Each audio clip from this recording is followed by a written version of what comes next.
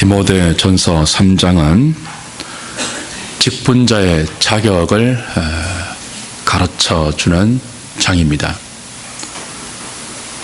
1절부터 7절까지는 감독, 목사와 장로의 직분을 얻기 위해서 어떤 사람이 되어야 하는가, 감독의 자격을 이야기하고 있고요. 8절부터 13절까지는 집사의 자격을 이야기하고 있습니다. 직분자의 자격이 중요한 것은 교회가 사람이기 때문에 그렇습니다. 직분자가 사람이잖아요. 교회는 건물도 아니고요. 교회는 조직 이전에 사람입니다. 교회가 곧 사람입니다. 하나님의 사람으로 우리가 구비되어 가고 하나님의 사람으로 자라가는 그것이 교회를 세우셔서 하나님의 목표하는 가장 큰 목표고 계획입니다. 사람이 하나님의 계획입니다. 그리고 그걸 가장 잘 대변하는 것이 교회의 직분자들입니다. 목사, 장로, 집사, 이 교회의 항존직이라고 하는 세 가지의 직분을 맡는 사람들, 이 사람들은 이런 자격을 가진 자가 되어야 한다. 그 목사, 장로, 집사만이 아니고 온 교회가 함께 바라보아야 할 신앙의 목표이기도 합니다. 우리가 그런 사람 되어가는 거죠. 하나님께서 교회를 통해서 지체된 모든 주의 백성들을 그렇게 만들어 가시는 거죠. 직분자의 자격을 우리가 잘 알고 이해할 때 교회 전체의 신앙의 방향과 목표도 그쪽으로 될 수밖에 없습니다. 교회가 사람이 아닌 경우는 직분이 타락합니다. 직분자의 자격과 상관없이 직분이 남발되거나 사람이 사람답지 않는, 곧 사람이 교회답지 않는 현상을 불러옵니다. 목표가 잘못되었기 때문에 그렇습니다. 그래서 굉장히 중요한 거예요. 디모데전서 3장의 내용은 굉장히 중요한 교회의 목표이기도 합니다. 우리가 이런 사람 되는 거예요. 여러분이 금방 아시겠지만 감독, 집사의 자격을 보시면 전부 성품에 관한 것입니다. 하나님께서 이런 사람을 감독으로 선출하라, 이런 사람을 집사로 선출하라고 할 때 너희들 가운데 가장 유능한 자 뽑아라, 가장 똑똑한 자 뽑아라, 가장 잘 나가는 자 뽑아라, 가장 돈 있는 자 뽑아라, 가장 영향력을 행사할 수 있는 자 뽑아라. 그런 말 한마디도 없죠. 3장 1절부터 13절까지를 차근히 보시면 전부 인격과 성품에 관한 것입니다. 한 아내의 남편, 가정을 잘 다스리고 절제하고 신중하고 단정하고 나그네를 잘 대접하고 술을 즐기지 아니하고 구타하지 아니하고 관용하고 다투지 않고 돈을 사랑하지 아니하고, 그렇죠? 정중하고 일구이연하지 아니하고 술에 임박히지 아니하고 더러운 이익을 탐하지 아니하고 깨끗한 양심을 가지고, 전부 성품에 관한 거죠. 근데 그 성품만 좋다고 감독과 집사의 자격을 구비하는 게 아닙니다. 만약에 성품만 좋은 것이 직분자의 자격의 유일한 기준이라면 교회는 도덕 공동체와 별다를 바 없을 것입니다. 윤리 공동체와 별다를 바 없을 것입니다. 거기에 덧붙여서 중요하게 추가되는 하나의 덕목이 있습니다. 그게 뭘까요? 오늘 설교의 제목인 믿음의 비밀입니다. 무엇이라고요? 믿음의 비밀이에요. 기본적으로 성품이 구비되어야 되고요. 사람이 착해야 돼요. 교회 다니는 사람 착해야 돼요. 여러분 제발 착하십시오. 제가 보니까 우리 교인들 참 착해요. 다른 교인들에 비해서. 우리 교인들끼리도 그런 말 해요. 아, 우리 교우들 너무 착하다. 목사를 닮아서 그럴까요?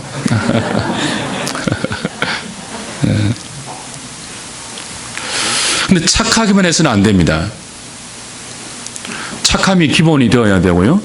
그 기본 위에 믿음의 비밀을 가져야 합니다. 깨끗한 양심과 믿음의 비밀을 가지는 것 결정적으로 중요합니다.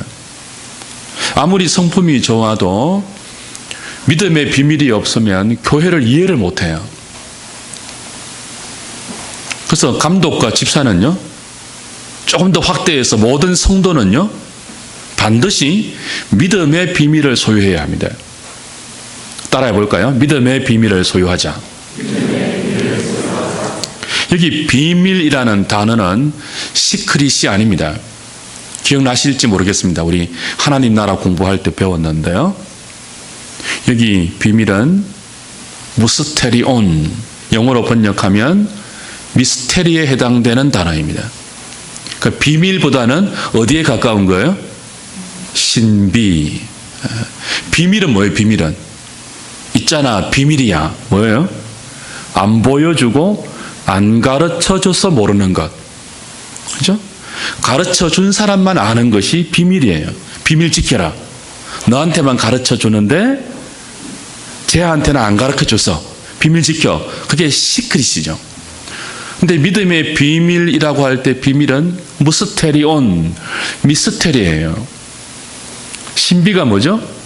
보여주고 가르쳐주는데 그게 뭔지 잘 모르는 거예요. 교회의 직분은 믿음의 비밀을 가진 자라야 감당할 수 있는 직분입니다. 교회가 비밀스러운 공동체거든요. 교회가 미스테리한 공동체입니다. 세상의 시각으로 볼 때는 보기는 보고 듣기는 들어도 저게 뭔지 모르는 공동체가 교회예요. 우리의 믿음도 사실 그래요. 우리의 믿음도. 여러분, 믿음이 뭘까요? 예수 믿는 것, 하나님 믿는 것 뭘까요?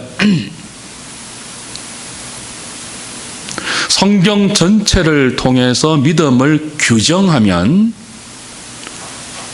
예수 믿는다고 할 때 이 믿음은 다른 말로 예수님과의 연합을 의미합니다. 예수님과 하나 되는 거예요. 예수님과 한 몸 되는 은혜를 받은 게 예수님 믿는 거예요. 그저 머리로만 예수님을 이해하고 가슴만 예수님을 사모하는 정도가 아니고 예수님과 뭐 하게 되는 거예요? 연합되는 거예요. 한 몸 되는 거예요.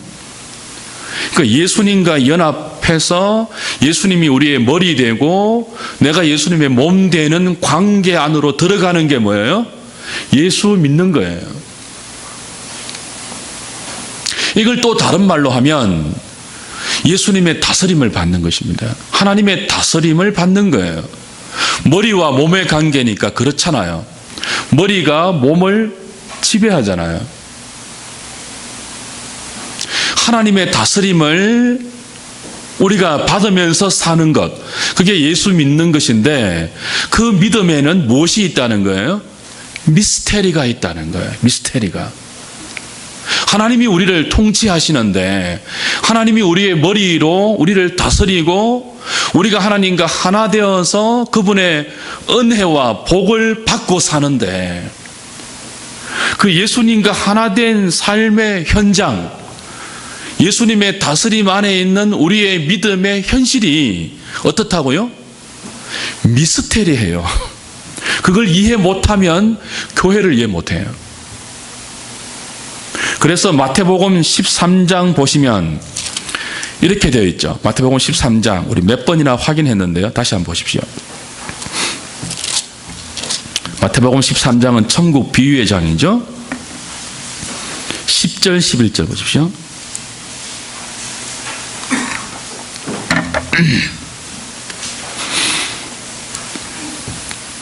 제자들이 예수께 나와 이르되 어찌하여 그들에게 비유로 말씀하시나이까? 그 다음 뭐라고 되어 있죠? 대답하여 이르시되 천국의 비밀을 아는 것이 너희에게는 허락되었으나 그들에게는 아니 되었나니. 천국에 뭐라고요? 비밀이에요. 여기도 비밀이 뭐예요? 시크릿이 아니고 무스테리온, 미스테리예요. 천국은 지금 현재 우리에게 임해 있습니까? 안 임해 있습니까? 임해 있죠. 우리가 기도할 때, 주기도할 때 뭐라고 하죠? 나라이 임하오시며. 그게 어떤 뜻이라고 했죠? 나라라는 할 때, 나라. 하나님의 나라예요. 예수님의 나라이기도 하고. 마태복음에서는 그것을 천국, 하늘나라라고 표현합니다. 하늘나라인 동시에 하나님의 나라인데, 하늘나라가 예수님으로 인해서 지금 우리에게 이 세상 속에 하늘나라가 예수님이 다스리는 예수님의 나라로 임해 있다고요. 하나님의 나라가 여기 있다, 저기 있다 하지 말라. 너희 중에 있다. among you. 너희 중에 있다. 무엇으로요? 예수님의 다스림으로. 그런데 예수님의 다스림으로 우리 가운데 허락되어 있는, 우리 가운데 이미 임해 있는 하나님의 나라가, 이 천국이 어떻게 임해 있을까요? 모든 사람이 볼 때 와, 천국이다 하는 모습으로 안 와 있다고요. 어떻게 와 있어요? 미스테리하게 와 있습니다. 비밀스럽게 와 있어요. 미스테리가 뭐라고 했죠? 보기는 보고 듣기는 들어도 이게 천국인 줄 모르게 와 있어요. 그래서 마태복음 13장 1절부터 씨 뿌리는 비유로 천국 비유가 이제 쭉 나오는데, 씨 뿌리는 비유를 말씀하고 나니까 제자들이 10절에 물었죠. 어째서 비유로 말씀하십니까?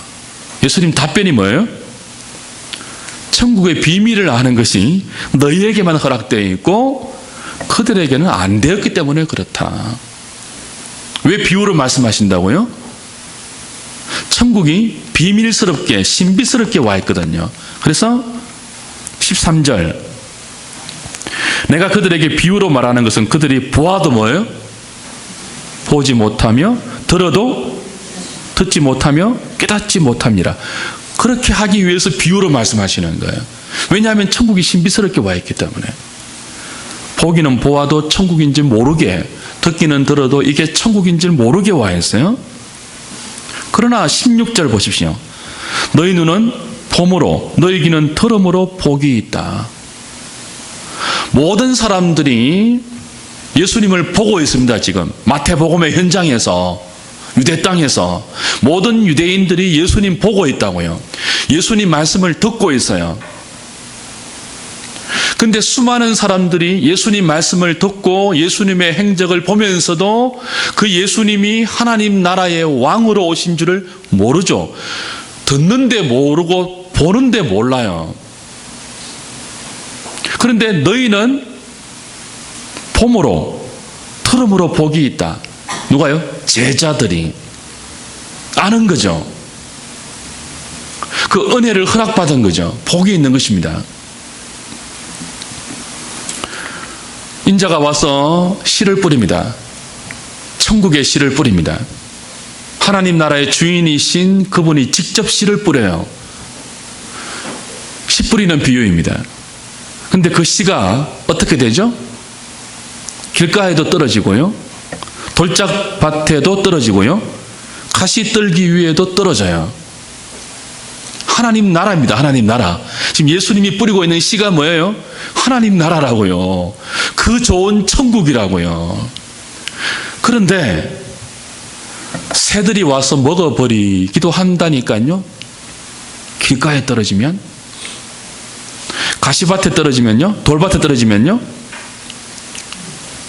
뿌리가 없어 마르기도 한다니까요. 천국인데 가시밭에 떨어지면요, 가시가 자라서 기운을 막습니다. 좋은 땅에 떨어진 것만 30배, 60배, 100배의 열매를 거둡니다. 그럼 상상되십니까? 천국의 왕이신 예수님이 직접 천국의 씨를 복음으로 뿌리고 있는데, 새들, 원수들입니다. 새들이 쪼아 먹을 수 있는 모습으로 와 있다니까요. 상상되세요? 천국인데 어떻게 감히 사탄이 빼앗아갑니까? 천국인데 그게 천국으로 여러분 여겨지십니까? 그 좋은 천국인데 사람들이 거절할 수 있다니까요. 재리의 유혹과 그죠? 그런 것들로 처음에는 잠시 좋다고 봤다가도 나중에 고난이 오면 뭐예요? 거절할 수 있는 모습으로 와 있다니까요. 미스터리입니다. 보기는 보아도 듣기는 들어도 이게 천국인지 모르는 모습으로. 그러나 하나님의 은혜로 눈이 열리고 귀가 열린 자들에게는 다른 사람이 보아도 알지 못하고 들어도 알지 못하는 그 천국을, 그리스도의 통치를 천국인 줄 알고 30배, 60배, 100배의 열매를 맺는 밭에 감추어진 보화처럼 오는 거죠. 보배인데 밭에 감추어진 보배처럼 오는 거죠.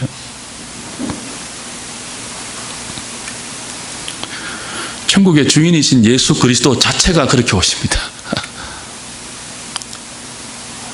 이걸 이해 못하면 교회를 이해 못하고 교회를 못 섬깁니다. 늘 세상적인 시각으로, 경영의 차원으로, 기업의 차원으로, 다른 공동체적인 일반 상식의 차원으로 교회를 바라보는 거예요. 교회는 미스테리한 곳이거든요.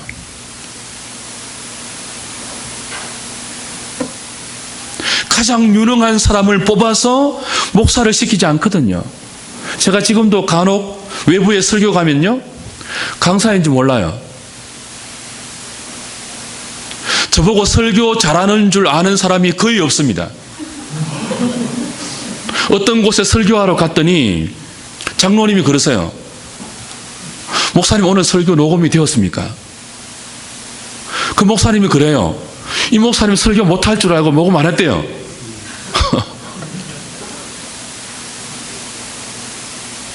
교회는 목사답지 않는 사람이 목회하는 곳이 굉장히 많습니다.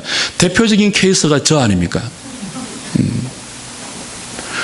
아직 어디 가서 목사라는 소리를 별로 못 듣고 삽니다. 탁구장 가면 제가 목사인지 모릅니다. 체질적 고수로만 알지 목사인지 모릅니다.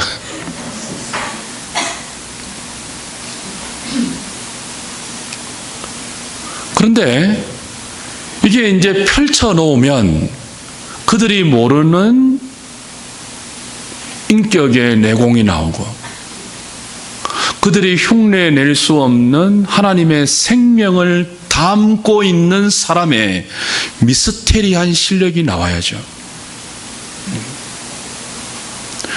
불신자가 갖고 있는 돈, 권력, 인간관계의 힘, 경험, 자기 재능, 머리, 거기서 뿜어 나오는 그 무엇과는 비교가 안 되는 그리스도와 연합된 자들만이 그리스도 안에서 그 생명을 받고 그리스도를 아는 지식이 말씀을 통하여 자기의 지식으로 체계화되어 있는, 그의 전생애를 통해서 하나님과 비밀스럽게 신비스럽게 알아가는 그 믿음의 비밀을 가진 자로서의 세상 속에서의 자기 정명, 그게 교회가 바라보아야 할 목표입니다. 모든 한 사람 한 사람을. 예수 믿고 잘 되어서 고지에 서서 가진 힘과 권세를 떨쳐서 너희들이 예수 믿으면 나처럼 된다, 부자 된다, 유명해진다, 잘 나간다, 이것 말고요, 그것으로 흉내내거나 담지 못하는 그리스도 안에 있는 자만이 풍길 수 있는 그 무엇을 차별적으로 드러내야 돼요. 믿음의 비밀입니다. 예수님도 그랬거든요. 메시아인지 모르게 오셨습니다. 그분이. 메시아인 줄 알게 오셨다면 사람들이 메시아를 십자가에 달았겠습니까? 모든 사람이 메시아인 줄 인정하는 화려하고 유능하고 그 앞에 무릎 꿇을 만한 힘과 권세를 자기 안에 다 담고 오셨다면 누가 예수 안 믿겠습니까? 예수님 보면 모든 사람이 와, 하나님의 왕이다. 하나님 나라의 주인이다. 그걸 다 인정하고 그 앞에 무릎 꿇을 수밖에 없는 모습으로 오셨다면 그분이 왜 죽겠습니까? 마태복음 11장 가보십시오. 여러분 잘 아시는 세례 요한의 이런 질문이 나옵니다.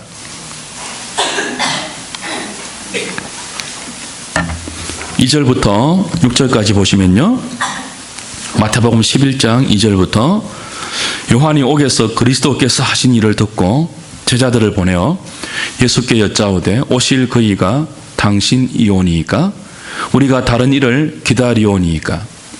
예수께서 대답하여 이르시되 너희가 가서 듣고 보는 것을 요한에게 알리되 맹인이 보며 못 걷는 사람이 걸으며 나병 환자가 깨끗함을 받으며 못 듣는 자가 들으며 죽은 자가 살아나며 가난한 자에게 복음이 전파된다 하라. 그 다음 6절 중요한 말씀입니다. 같이 읽죠. 누구든지 나로 말미암아 실족하지 아니하는 자는 복이 있도다 하시니라. 예수님이 어떤 모습으로 오셨습니까? 실족할 만한 모습으로 오신 거예요. 나로 인해서 실족하지 않는 자가 복이 있다. 이 말이 무슨 말이죠? 실족하는 사람이 있다는 거예요. 실족하는 사람의 대표가 지금 누구예요? 세례 요한입니다. 상상되십니까? 세례 요한이 누굽니까? 예수님 보고 보라, 세상 죄를 지고 가는 하나님의 어린 양이다. 나는 그의 신들매를 들기도 감당치 못하는 사람이다. 그는 흥해야 하겠고 나는 쇠하여야 하리라. 그랬던 사람이라고요. 그렇지 않습니까? 모든 사람에게 예수님을 하나님의 어린 양으로 세상 죄를 지고 가는 우리의 속죄 제물로 소개한 분이 세례 요한이라고요. 근데 그 세례 요한이 옥에 갇혀서 자기 제자들을 예수님께 보내서 묻습니다. 뭐라고 묻는다고요? 오실 그이가 당신 맞습니까? 아니면 다른 사람 기다려야 합니까? 조금 전에 한 말은 그럼 뭐예요?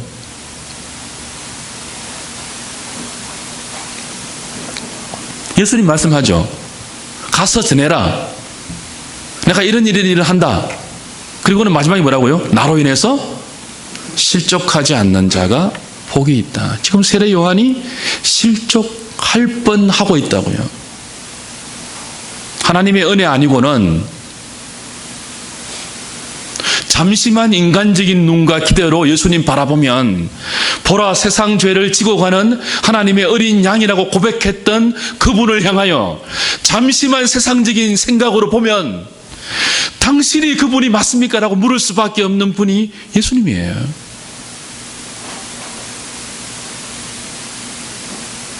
여기 나로 인해서 실족하지 않는 자가 복이 있다 했는데요.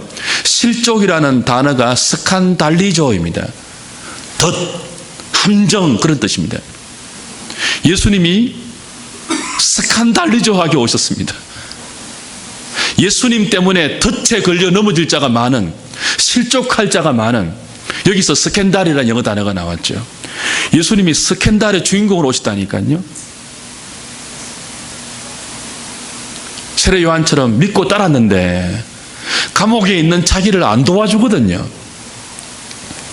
예수님 믿고 헤롯의 불의를 지적했는데 감옥에 갇혔는데 그 불의를 제압하지 않고 있거든요. 예수님이 묻는 거죠. 뭐하고 계십니까?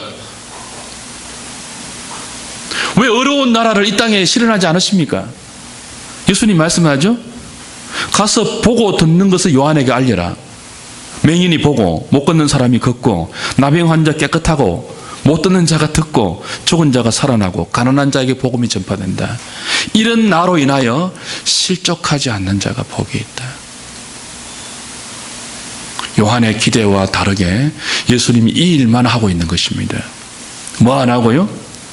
불의한 헤롯의 정권을 찬탈하고 로마 정부를 뒤집어 엎고 자기를 옥에서 끄집어내는 그 일은 안 하고 있는 거예요. 예수님이 스칸달리죠. 스캔달하게 오신 거죠. 메시아인데 메시아인 줄 모르게 오셨습니다. 여러분, 이걸 여러분에게 적용시켜 보세요. 여러분이 예수 믿는 사람들인데, 우리가 교회인데, 예수 믿는 여러분의 믿음을 무엇으로 증명하고 싶고, 무엇으로 드러내고 싶고, 어떻게 여러분의 삶이 진행되어야 여러분도 내가 예수 믿는다는 것이 인정이 되고, 그게 기쁨으로 여러분에게 다가오시겠습니까? 이걸 이해 못하면 여러분도 실족합니다. 믿다가. 무엇이 안 되면요? 여러분의 기대가 안 채워지면. 그걸 이해 못하면 직분을 못 받아요. 믿음의 비밀이 없거든요, 거기에. 교회는 그런 곳이 아닙니다. 우리의 일반적인 종교적인 기대가 교회 나오면 다 채워지고, 아니요, 우리 알잖아요. 훨씬 고난 가운데서 눈물 흘리는 자가 많잖아요. 와, 잘 될 것 같아 라고 했는데 역전되죠. 세상이 만만치 않습니다.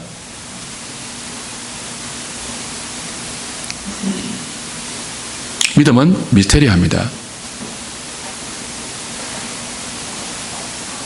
와, 예수 믿으니까 다 저 사람처럼 잘 되네. 그러면 누가 교회 안 나오겠습니까?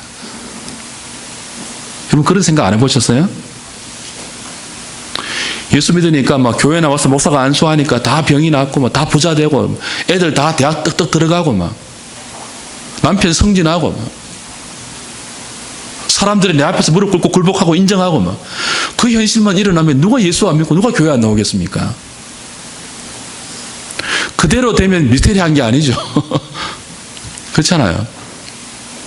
근데 믿음은 듣기는 들어도 보기는 보아도 저게 예수 믿는 거야?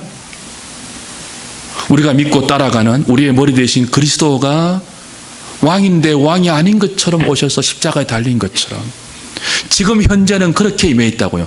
나중에는 우리의 기대가 다 보상됩니다. 나중에는 종말론적으로는 공의가 다 실현되고 악이 다 제압됩니다. 지금은 안 그래요. 왜 그런가 하면은 구원 때문에 그렇습니다. 구원 때문에. 그리스도가 구원자로 오셔서 우리를 죄에서 끄집어내시고 의로움으로 통치하시는데 그 의로움의 통치 현장인 우리의 삶은 우리의 일반적인 기대와는 전혀 다르게 전개됩니다. 왜냐하면 다른 수많은 죄인들의 구원을 위해서입니다. 구원이라는 게 이게 아닙니다. 뚝딱해서 너 이제 죄 용서해 줄게. 이제는 잘 되어. 이게 아닙니다. 구원이 그리스도와의 연합이라고 했잖아요. 믿는 게. 그래서 이제는 죄를 버리고 죄를 싫어하고 이 죄가 우리를 얼마나 고통스럽게 하는지 뼈저리게 느껴서 내가 다른 사람들에게 범하는 죄도 정말 싫은 정도로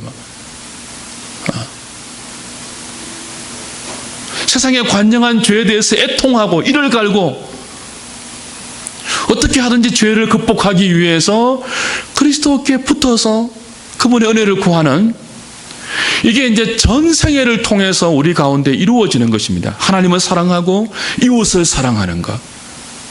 그게 한순간만이 아니고 우리 전생애 동안에 마음을 다하고 성품을 다하고 뜻을 다하고 힘을 다하고 목숨을 다하기까지 그렇게 죄를 미워하고 하나님을 사랑하는 그 자리로 가까이 나가는 그것이 한순간에 안 되지 않습니까? 우리의 전생애를 하나님이 그 구원이라는 작업을 위해서 우리의 전생애를 동원하시거든요. 인격적이기 때문에. 뚝딱 해치우지 않는다고요. 그리고 그걸 깨닫기까지는요, 오전도 말씀드렸다시피 우리가 병들거나 아프거나 실패하거나 좌절하거나 고통을 겪지 않으면 몰라요. 우리가 그만큼 우리는 지독한 죄인들이고 이기적인 사람들이고 자기밖에 모르는 못됐고 못난 사람들입니다. 구원은 전생애를 통해서 온갖 종류의 다양한 경험들을 하면서 와, 우리가 이렇게 죄성에 찌드는 사람이구나. 틈만 나면 하나님 이용하고 다른 사람 이용해서 자기 배 불리려고 하는 사람이구나.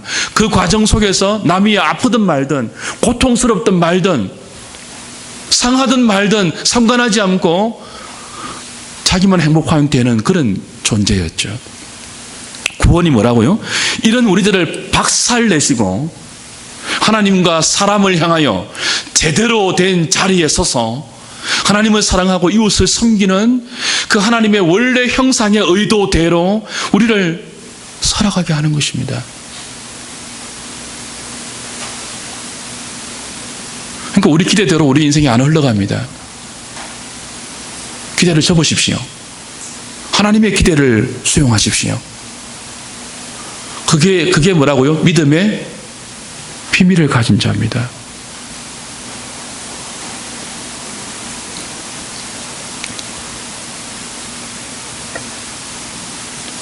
교회는 신비스러운 것이죠.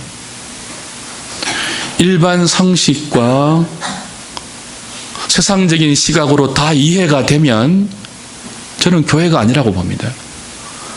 그건 미스테리가 아닙니다. 그건 신비가 아닙니다. 여러분은 신비스러운 존재가 되어야 합니다. 그걸 목표로 하십시오. 신비주의가 아니고 여러분은 정말 신비스러운 존재입니다. 무명한 자 같은데 뭐예요? 유명한 자입니다. 아무것도 없는 것 같은데 뭐예요? 모든 것을 가진 자입니다. 신비입니다. 가난한 자 같은데 뭐예요? 부유한 자입니다. 죽은 것 같은데 살아있습니다. 그런 신비스러운 사람 되기 위해서 하나님 우리의 일생을 사용하시고 인류 역사 전체를 사용하십니다. 그냥 뚝 세상에 기대하는 복을 툭 던져주시고 그걸 예수 이름으로 포장해서 이거 구원이다 그렇게 하지 않습니다. 여러분을 신비스러운 사람으로 만들어 가신다고요. 믿음의 비밀을 가진 자라야 할 것이니라. 깨끗한 양심에 믿음의 비밀을 가진 자라야 할 것이니라. 무엇이 바탕이 되어서요? 성품과 인격이 바탕이 된 그 위에 믿음의 무스테리온, 하나님 나라의 미스테리, 그걸 우리의 전 인격 속에 담아서 세상 나라와 다른 하나님 나라의 백성으로 존재하며 살아가는 사람들.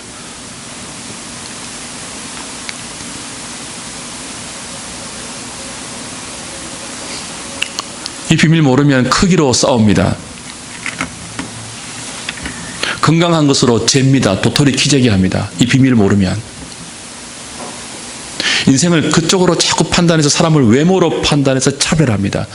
가난한 자, 부한 자, 건강한 자, 병든 자, 많이 배운 자, 못 배운 자, 유명한 자, 무명한 자.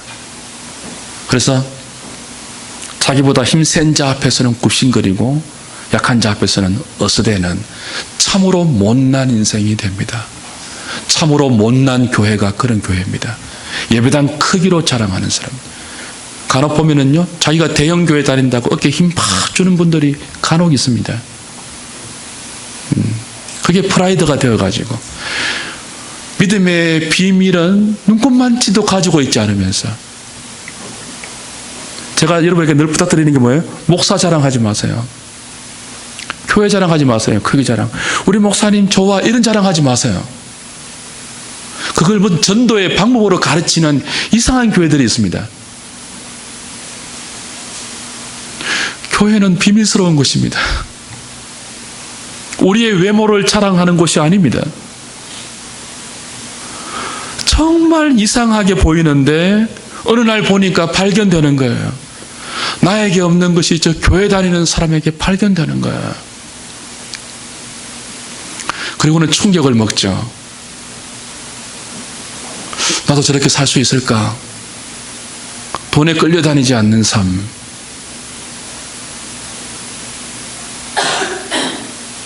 세상의 권세에 주눅들지 않는 삶.